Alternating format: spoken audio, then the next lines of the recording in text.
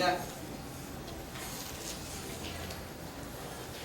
La neumonía adquirida en la comunidad es una infección del parénquima pulmonar producida por gérmenes que se encuentran en el medio ambiente, en el medio comunitario.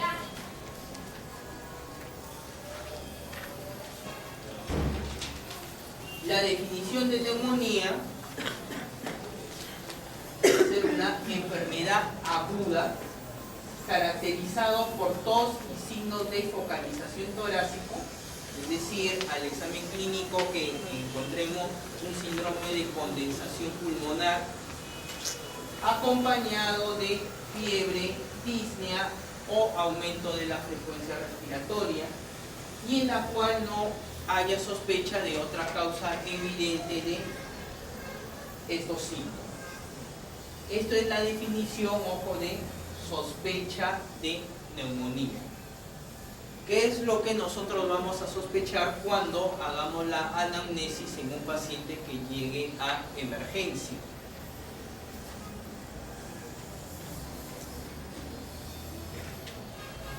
Cuando la definición anterior es apoyada por un hallazgo de una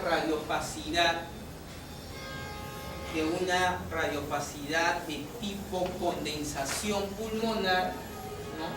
Estamos ya hablando de una definición de neumonía adquirida en la comunidad. Hay una salvedad en esto, es que las personas ancianas van a dar síntomas inespecíficos y poco claros de una neumonía. En ellos simplemente la presencia de una radioopacidad, ¿no?, sospechosa de neumonía y asociado a clínica inespecífica como pérdida del apetito, somnolencia, puede bastar en personas ancianas para definir un caso de neumonía. Los gérmenes más frecuentes asociados a neumonía lo va a encabezar siempre el Streptococcus pneumoniae, o también llamado neumococo. Se menciona que determinar la causa etiológica, si somos muy exhaustivos, solamente lo vamos a poder determinar en 50% de los casos. La otra mitad, pues, no va a ser posible determinar el agente etiológico. De los agentes etiológicos determinados, siempre el neumococo va a ser el germen más frecuente, tanto en aquellos pacientes que van a requerir tratamiento ambulatorio, los que van a requerir hospitalización, o aquellos que van a requerir ingreso a unidad de cuidados intensivos. El segundo grupo en frecuencia asociado a neumonía viene a ser el grupo de los atípicos.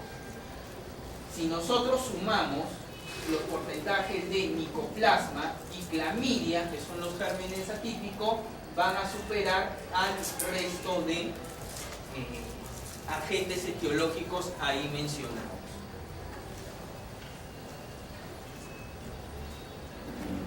Por lo tanto, hasta aquí podemos deducir que cuando iniciemos tratamiento de neumonía para un paciente debemos cubrir los dos grupos principales: Streptococo y gérmenes atípicos.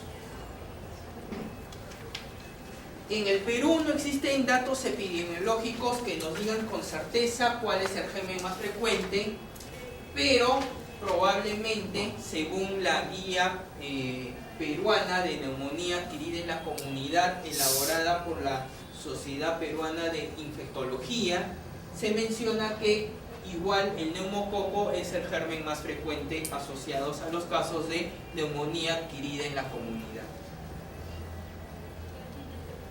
Cuando nos llega un paciente a emergencia, nosotros debemos hacernos 4 preguntas. ¿Tiene neumonía el paciente? Si definimos que sí es neumonía, la siguiente pregunta que nos debemos hacer es necesario hospitalizar. Si decidimos que se tiene que hospitalizar o lo vamos a enviar con tratamiento a casa, ¿qué tratamiento antibiótico elegiríamos? Y por último, ¿cuánto tiempo debe durar ese tratamiento?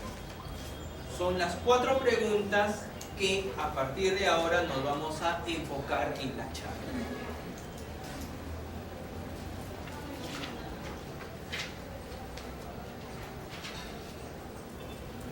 Primer punto, nos llega un paciente con disnea, con tos, con expectoración purulenta, el paciente y fiebre. El paciente técnicamente podría ser sospechoso de neumonía. Sin embargo, existen otras patologías que pueden ir con un cuadro similar a una neumonía. Por ejemplo, una bronquiolitis infectada. Un paciente con antecedentes de tuberculosis que le dejó las secuelas de bronquiectasia y igual va a tener tos, va a tener flema, va a tener esputo purulento, va a tener fiebre y de repente va a acudir a emergencia. Entonces debemos pensar en este diagnóstico diferencial con neumonía. Un paciente asmático que llegó a crisis porque 2 días antes empezó a hacer un cuadro de faringitis o faringoamigdalitis. Va a tener disnea, falta de aire por el asma, ¿okay? Va a tener tos, flema, expectoración y fiebre por la infección de garganta. Entonces sí, también debemos entrar al diagnóstico diferencial con neumonía. Un paciente con falla cardíaca congestiva, en la cual va a haber falta de aire. Y si yo le tomo una radiografía, puedo ver radioopacidades por edema pulmonar en ese paciente. Entonces, y si por si acaso cursa con una infección respiratoria alta que haya descompensado el cuadro cardíaco, pues vamos a tener un cuadro bastante similar al de una neumonía. Ni hablar, un paciente con tuberculosis, igual, de igual manera. Vasculitis pulmonares. Las vasculitis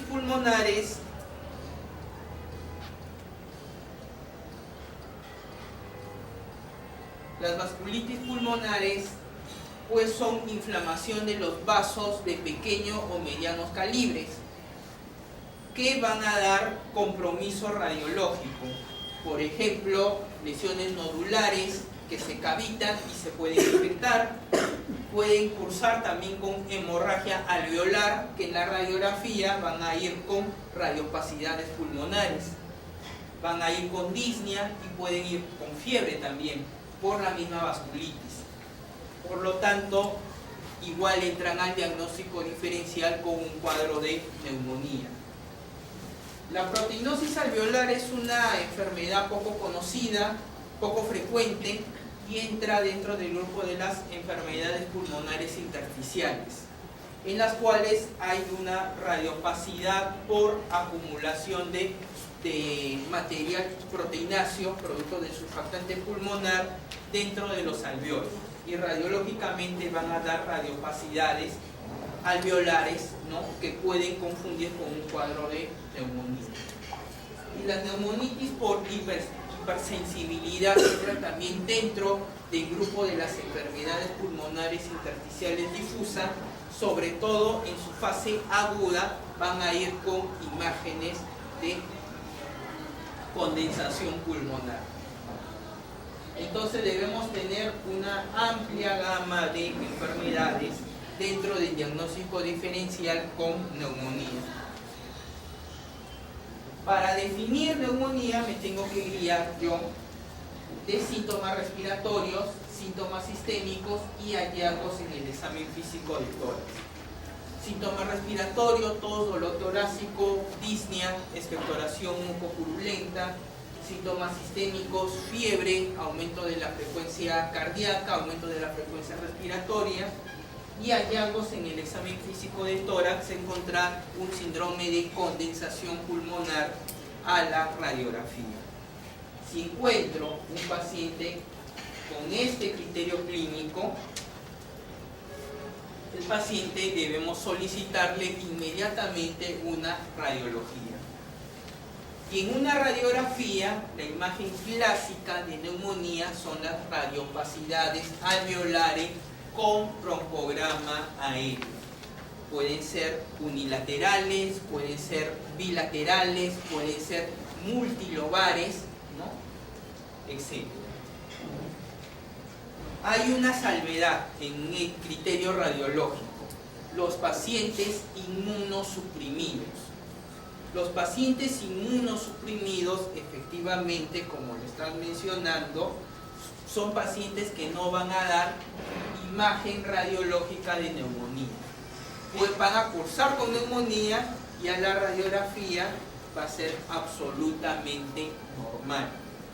¿Y por qué se da eso? Porque desarrollar una condensación pulmonar implica respuesta inflamatoria. Que nuestros alvéolos se condensen y formen edema alveolar por una neumonía implica un aumento de la respuesta de los neutrófilos y los macrófagos alveolares. Un paciente inmunosuprimido no va a tener respuesta inmunológica y por ese motivo su radiografía va a ser normal. De todas maneras, una radiografía de tórax siempre va a ser el gold estándar para el diagnóstico de neumonía. Esta es la imagen que les mencioné, una radiopacidad, y llamo radiopacidad alveolar porque compromete los alvéolos y por eso se forma la condensación pulmonar. Esta condensación significa que los alvéolos se han edematizado y se han llenado de un material exudativo. Y ese material exudativo, en contraste con algunos bronquios que pasan por esa zona, van a dar imagen de broncograma aéreo, que vienen a ser las radiolucidencias que podemos observar dentro de esta radioopacidad. Bien. Esta imagen que ven acá está localizada en el lóbulo medio o en el lóbulo inferior. ¿Alguno de ustedes?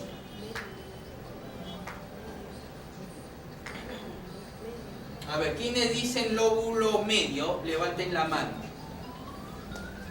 1, 2, 3. Lóbulo inferior. 1, 2. Ok, la mayoría dice lóbulo inferior. Doctora, ¿por qué es lóbulo medio? En la radiografía se supone que es antero-posterior y en el pulmón sus límites inferiores son mucho más abajo. O sea, la radiografía es antero-posterior, pero los límites pulmonares son mucho más bajos del diafragma, entonces hay partes que no se ven. Entonces, si nos damos cuenta, la condensación no abarca el ángulo costo-diafragmático, entonces por eso yo creo que es medio.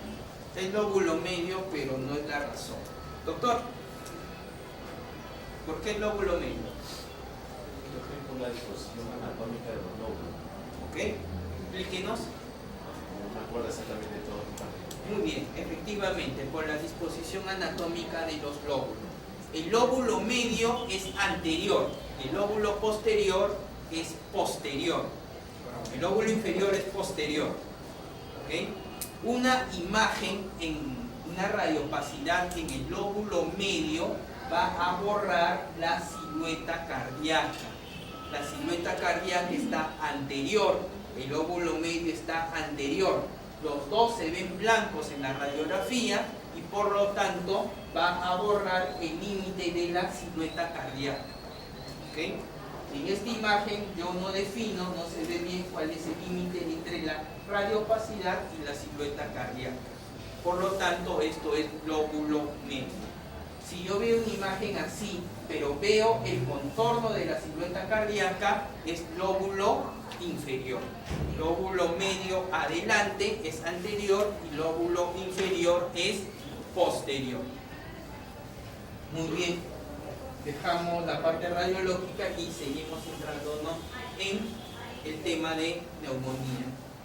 Igual, una radiopacidad, y aquí notan claramente el broncograma aéreo. Es otra imagen de neumonía. Algunas veces las neumonías se pueden complicar y van a cursar con derrame paraneumónico o con empiema. Y vamos a ver que en las radioopacidades van a ver una imagen de derrame pleural. Otras veces las neumonías se pueden necrosar y al necrosar se forman abscesos. Que vemos aquí una lesión abscedada, una imagen radiolúcida de bordes radio opacos de paredes gruesas con nivel hidroaéreo en su interior, una imagen clásica de absceso pulmonar. Una vez que por clínica y por radiología definimos que es una neumonía, hay algunos exámenes auxiliares que debemos pedir al paciente para evaluar la gravedad del cuadro. Hemograma, dígame.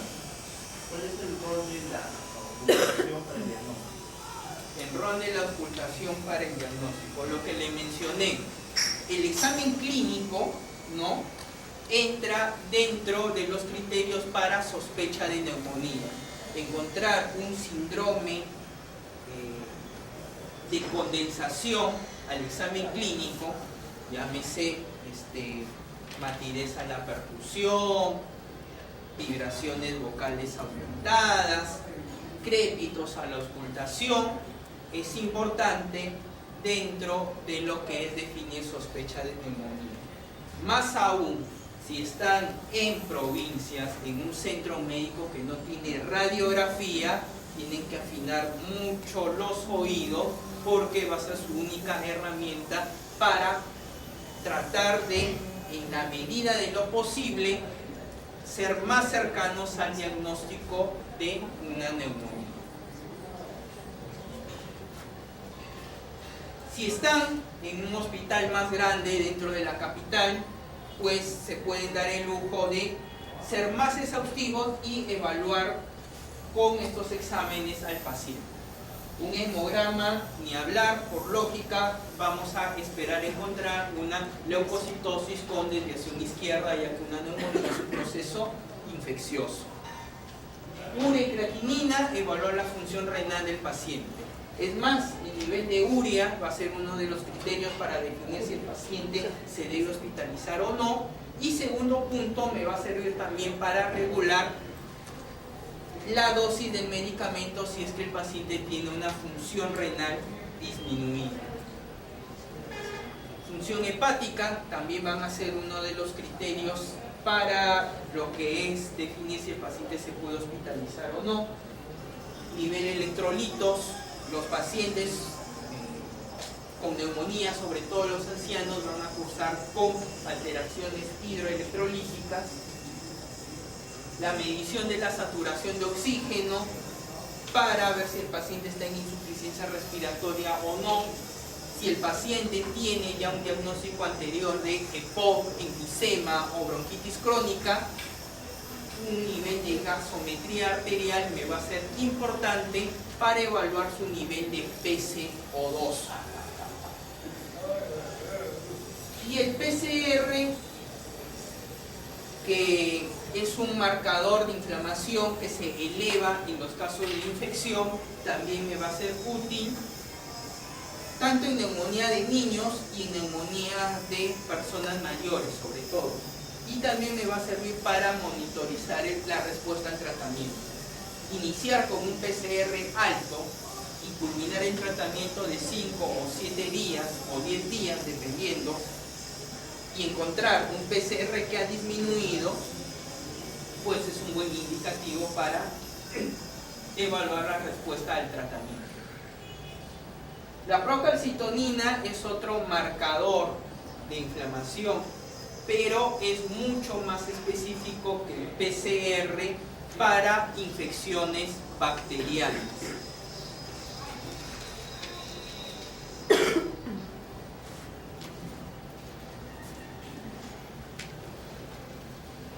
El otro diagnóstico que podemos tratar de encontrar es el diagnóstico microbiológico.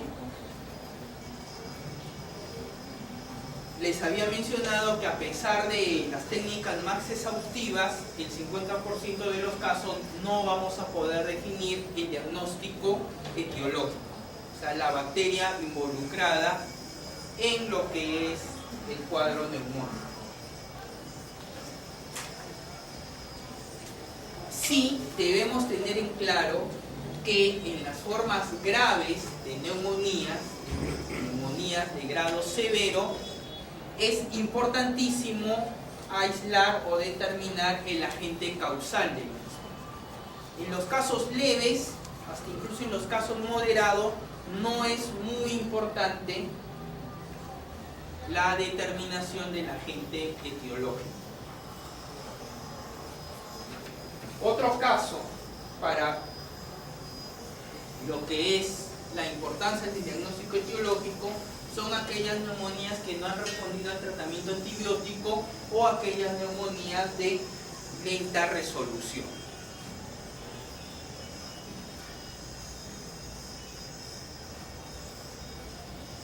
Observen aquí que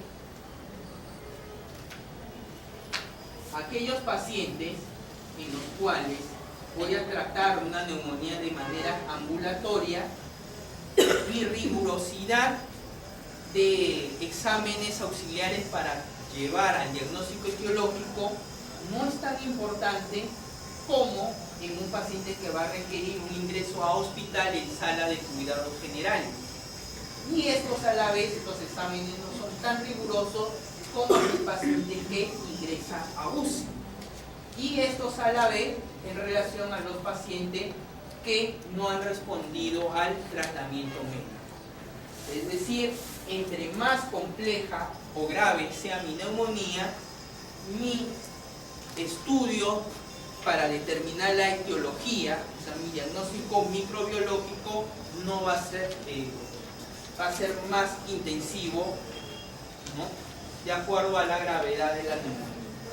Incluso en un paciente que vamos a tratar ambulatoriamente, ni siquiera la obtención de un gran disputo puede ser importante y solamente guiarnos de los antecedentes microbiológicos de la comunidad, de la localidad y del hospital.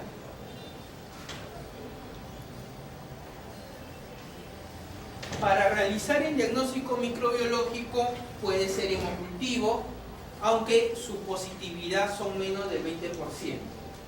Indicado sobre todo en aquellos pacientes con neumonía grave, enfermedad crónica o inmunocomprometido, porque este grupo de pacientes son los que con más facilidad van a desarrollar una septicemia, es decir, que el germen pase a vía sanguínea. El esputo, el gran esputo es de baja sensibilidad porque se va a contaminar por gérmenes de la orofaringe. El estudio del líquido pleural en aquellos pacientes que hacen empiema sobre todo, pues es importante en ese grupo de pacientes. Las técnicas broncoscópicas, es decir, un cultivo de lavado bronquioalveolar o lavado alveolar, son importantes sobre todo en aquellos pacientes con neumonía grave que están en una unidad de cuidados intensivos. Se van a recomendar en este grupo de pacientes el cultivo de tipo cuantitativo, no cualitativo, sino cuantitativo, en la cual me va a determinar el número de unidades formadoras de colonia por milímetro cúbico. Si yo solamente me baso en un cultivo cualitativo, solamente voy a tener el nombre del germen. Sin embargo, corro el riesgo que estoy frente a una colonización bacteriana. El cultivo cuantitativo pues me da la concentración de unidades formadoras de colonia, y de acuerdo a eso sí puedo yo hablar de infección y puedo diferenciar infección de colonización. ¿Entienden sí los conceptos de colonización y de infección? ¿Sí? No. Colonización quiere decir que el germen está viviendo en la mucosa bronquial o en la mucosa alveolar y no me produce enfermedad. Infección es cuando ese germen ataca la mucosa, ataca el alveolo y sí produce clínica, sí produce enfermedad. ¿Okay? Las colonizaciones tienen unas unidades formadoras de colonia baja. En cambio, las infecciones tienen unas unidades de colonias formadoras altas. Me refiero a concentración. Por ponerles un ejemplo, si yo realizo una broncoscopía y realizo un lavado broncoalveolar, un lavado del alveolo, ¿okay? Si yo encuentro más de 10 a la 4 unidades formadoras de colonia de un estreptococo, estoy frente a una infección, a una neumonía. Si yo encuentro menos de 10 unidades formadoras de colonia, estoy solamente frente a una colonización. La serología, sobre todo, es útil para los gérmenes mencionados aquí: Mycoplasma pneumoniae y Chlamydia pneumoniae, es decir, para los gérmenes antígenos. Un nivel de IgM alto en la serología de estos gérmenes me indican infección activa en ese momento. Antígeno de orina, útil en el Streptococcus pneumoniae y la Legionella. Hasta aquí hemos visto lo que es diagnóstico clínico, radiológico y diagnóstico microbiológico. Una vez que hemos definido que el paciente sí tiene una neumonía, pues debemos definir si se debe hospitalizar o no. Y definir si el paciente se hospitaliza o no, pues confiar en el ojo clínico o en el me parece, o yo creo que sí va a poder aguantar el tratamiento ambulatorio, no es a veces una medición muy objetiva, que digamos. ¿Okay? Para evitarnos el riesgo de tratar ambulatoriamente pacientes que deben ser hospitalizados o hospitalizar pacientes que deben ser tratados ambulatoriamente, se crearon algunos scores, como el mencionado aquí, la puntuación de Fine, en los cuales me da por algunos parámetros un determinado puntaje. Y de acuerdo a ese puntaje defino si el paciente se debe hospitalizar o no, si estoy frente a una neumonía leve, una neumonía grave, una neumonía severa, si el paciente debe ir a una sala de cuidados generales o a una unidad de cuidados intensivos. El primer concepto, el segundo concepto hasta aquí, es que no toda neumonía se requiere hospitalización. Hay neumonías que se pueden manejar tranquilamente de manera ambulatoria. El score de Fine, pues, es un score que evalúa la edad, da un determinado puntaje de acuerdo al número de años y evalúa algunos criterios epidemiológicos como si viene o no de asilo de ancianos, enfermedades concomitantes, signos vitales, algunos análisis de sangre, ¿no? Y presencia o no de derrame pleural. De acuerdo a eso, da un determinado puntaje y de acuerdo a ese puntaje yo decido si el paciente se hospitaliza o no. Y esto va en relación también al riesgo de mortalidad. Por ejemplo, un paciente de clase 1 que es menor de 50 años sin enfermedad concomitante, el riesgo de muerte es 0.1 a 30 días. En cambio, un paciente en clase 5 con más de 130 de puntuación en el score, el riesgo de mortalidad es cercano al 30% a los 30 días.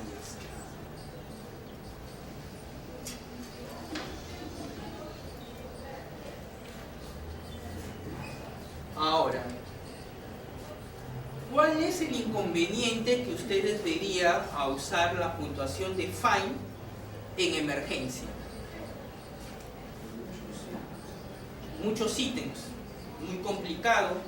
Ahí de repente los exámenes auxiliares no van a estar disponibles en una emergencia, ¿no? Y a veces podemos estar saturados de pacientes que va a ser bien engorroso aplicar esa tabla. Efectivamente, es bien engorroso aplicar eso. Por ese motivo se creó otro score, que es el CURB 65, que abarca estos 5 ítems de acá. La edad, mayor o igual a 65 años, frecuencia respiratoria mayor o igual a 30, presión arterial diastólica mayor o igual a 60, urea mayor a 7 milimol por litro, o presencia de confusión mental.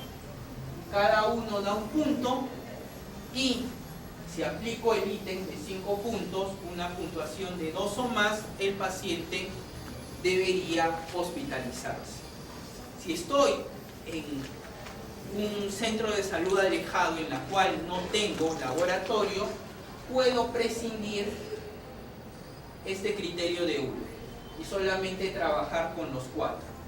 En ese caso, un puntaje de 1 o más, el paciente debería requerir manejo hospitalario, o sea, debe hospitalizarse.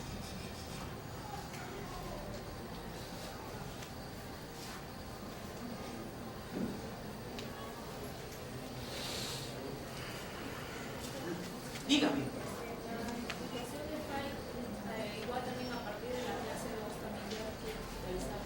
No, ahí es más simple nomás. Si usas los 5 ítems mencionados, si 2 o más, 2, 3, 4 o 5 puntos, hospitalización. ¿Ya? Si usas los 5 ítems. Usando... En la puntuación de FINE. En la puntuación de FINE. Ok. En la puntuación de FINE,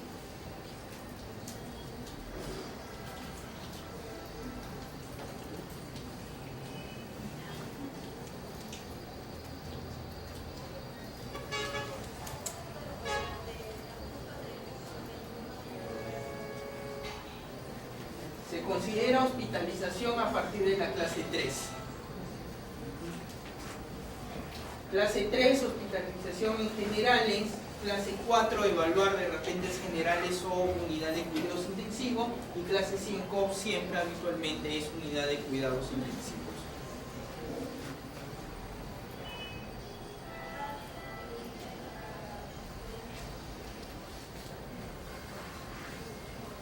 Una vez definido que es un cuadro de neumonía y que lo debo hospitalizar o que lo puedo manejar ambulatoriamente, ya me centro en lo que es definir el tratamiento. Lo que es definir el tratamiento va a estar en relación a algunos criterios, como definir si es neumonía severa o no, o si hay algunos factores de riesgo de los que voy a mencionar. Hablo de neumonía severa cuando cumple un criterio mayor, que es los mencionados acá. Cumple cualquiera de estos 4 criterios mencionados acá: necesidad de ventilación mecánica, aumento de los infiltrados, aumento del tamaño de los infiltrados mayor al 50% en presencia de falla en tratamiento, shock séptico o insuficiencia renal aguda. Si cumple uno de ellos, es neumonía severa. O si cumple 2 criterios menores, que son los mencionados, todos los mencionados. El PAFI, esta es la relación PAFI, la relación entre la presión arterial oxígeno y el nivel de FiO2. Neumonía multilobar nos referimos cuando afecta a dos lóbulos. Afección bilateral en la radiografía, tengo lesión en los dos campos pulmonares. Si está hipotenso el paciente, si está confuso o si tiene un nitrógeno urémico mayor a 19.6 miligramos por decilitro. Dos criterios menores, estamos también frente a neumonía severa. El otro punto que tengo que tener en consideración, sí, cuando dé tratamiento, es si el paciente tiene factor de riesgo a penicilina resistente, que son los 5 ítems mencionados acá.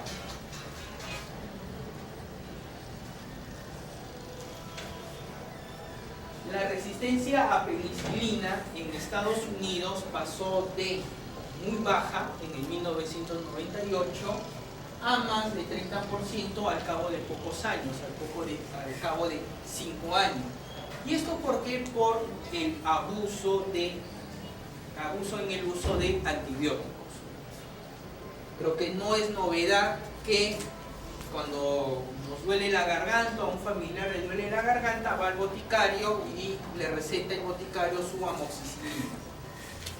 Y ni siquiera a dosis completa, sino que a dosis incompleta o tratamientos cortos. También para nadie es novedad que todavía existe el mito de la ampolla o la pastillita que me corte la infección, ¿verdad? ¿Okay? Eso no existe. Todos los procesos infecciosos siguen un curso. Es más, las infecciones de vías respiratorias altas, en el 90% de casos son de infecciones de tipo virales y no van a requerir tratamiento antibióticos en la gran mayoría. Sin embargo, ese uso y abuso de antibióticos lleva a eso, a resistencia antibiótica.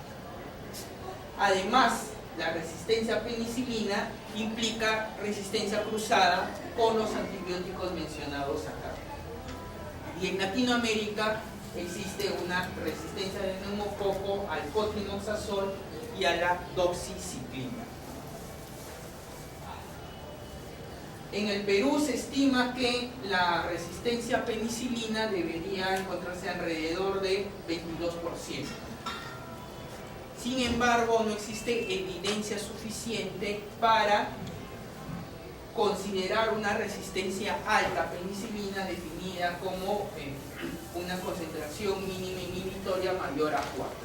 En el Perú son resistencias leves o resistencias moderadas, por suerte aún, que podemos controlarlo administrando dosis alta de los beta-lactámicos.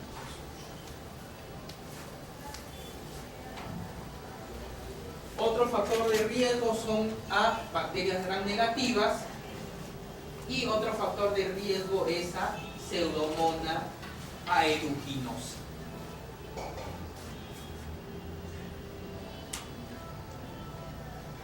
La importancia de estos factores de riesgo es tenerlos presentes y evaluarlo en la anamnesis al paciente para poder elegir el tratamiento adecuado, correcto.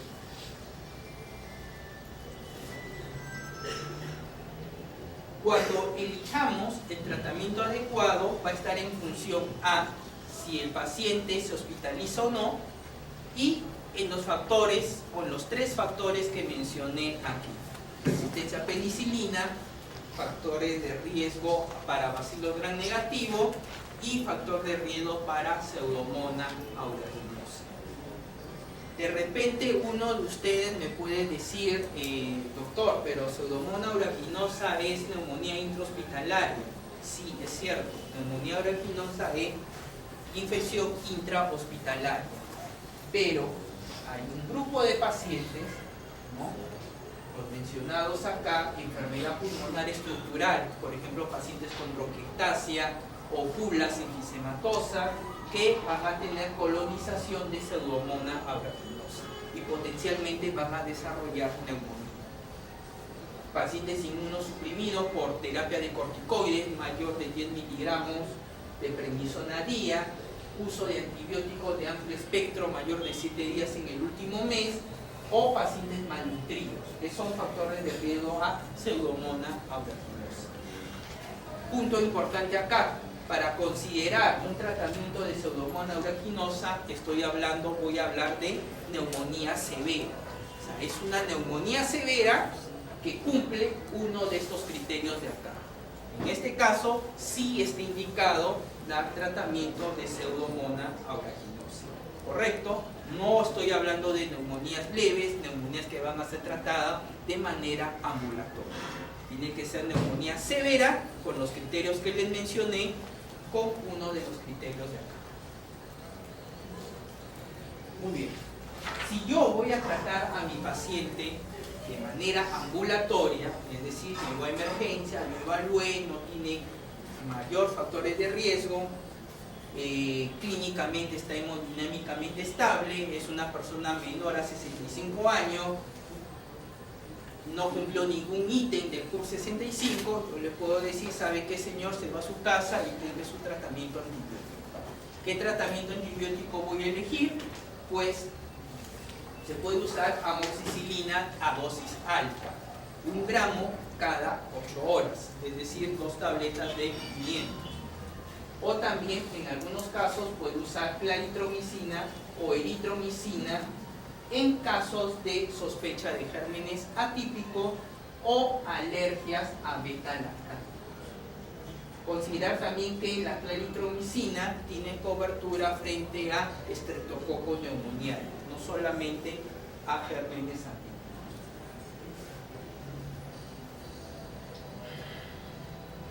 En caso en que sea un paciente joven, sin factores, un paciente joven que no necesita hospitalizarse, pero tiene algún factor de riesgo, ¿no? Ya sea a neumococo resistente o a bacterias gram negativas, puedo considerar el tratamiento de beta-lactámicos, ¿no? Asociado a macrólidos.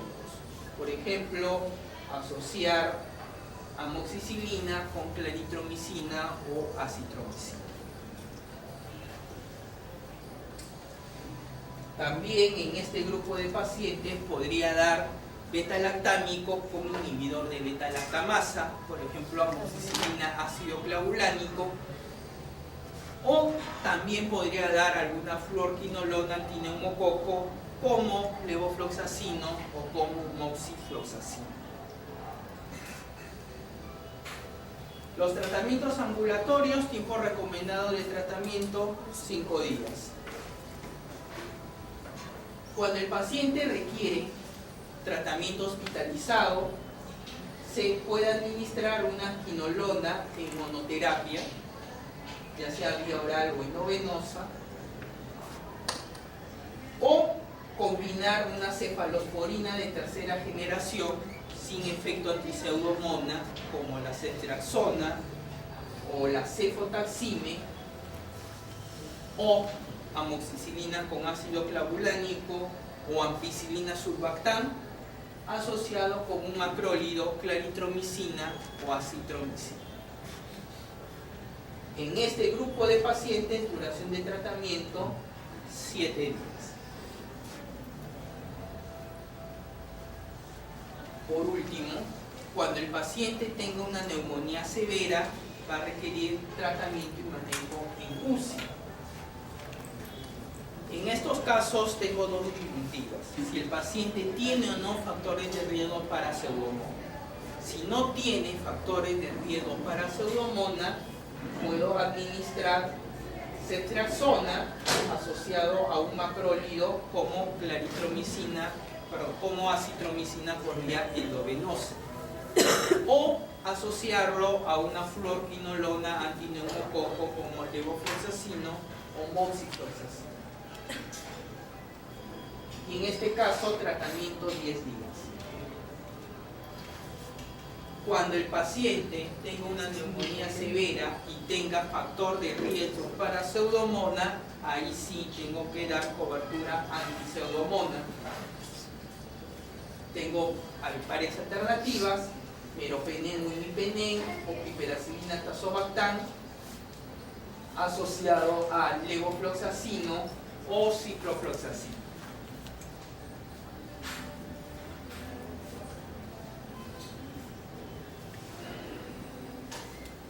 ¿Cómo voy a evaluar la mejoría de la respuesta al tratamiento?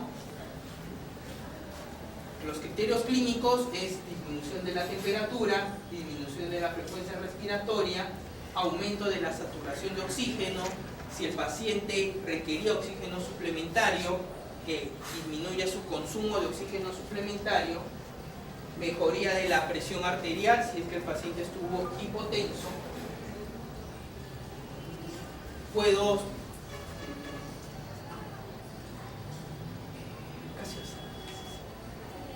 Puedo yo solicitar un hemograma de control al tercer o cuarto día, en la cual debo evidenciar una disminución de la leucocitosis,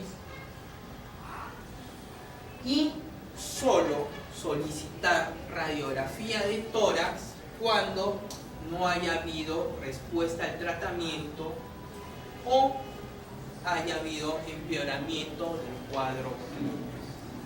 Solicitar una radiografía de tórax a los pocos días o al día siguiente de haber culminado un tratamiento antibiótico, si la respuesta clínica fue buena, no tiene mayor sentido. ¿Por qué? Porque las lesiones radiográficas desaparecen entre 6 a 8 semanas.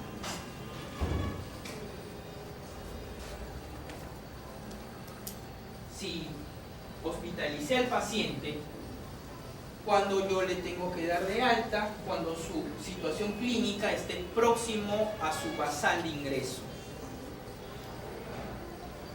cuando haya habido estabilidad clínica, hemodinámica y gasométrica, cuando tolere vía oral y cuando no requiera oxígeno suplementario. Muy bien, con eso culminamos la parte de neumonía. ¿Tienen alguna pregunta o alguna duda, algún comentario? Doctor, me pasa con una neumonía que hay en una comunidad que está para darle de alta. ¿Usted usa amoxicilina sola, dosis alta, tal como dice la guía? ¿O en su experiencia qué cosas usa? Porque dudo difícil que la mayoría no acepte usar amoxicilina sola, ¿no? Dado que amoxicilina es un fármaco que muchas veces cuando ya llega el paciente, ya está varios días inclusive usando amoxicilina. Por eso, cuando se elige el tratamiento antibiótico se ven los antecedentes. Es más, por eso les mostré los factores de riesgo para, por ejemplo, neumococo resistente, en los cuales está uso de beta-lactámicos en los días anteriores, o factores de riesgo para pseudomonas. Ahora, aparte también usted mencionó que los gérmenes atípicos también juegan un rol importante, ¿no? La amoxicilina sola para atípicos no ocurriría bien, ¿no? Entonces, no sé, ¿qué nos puede decir de su experiencia? ¿A cuál te refieres? Cuando yo doy de alta al paciente, claro, o sea, usted lo diagnostica. o cuando lo diagnostiqué y le voy a dar tratamiento.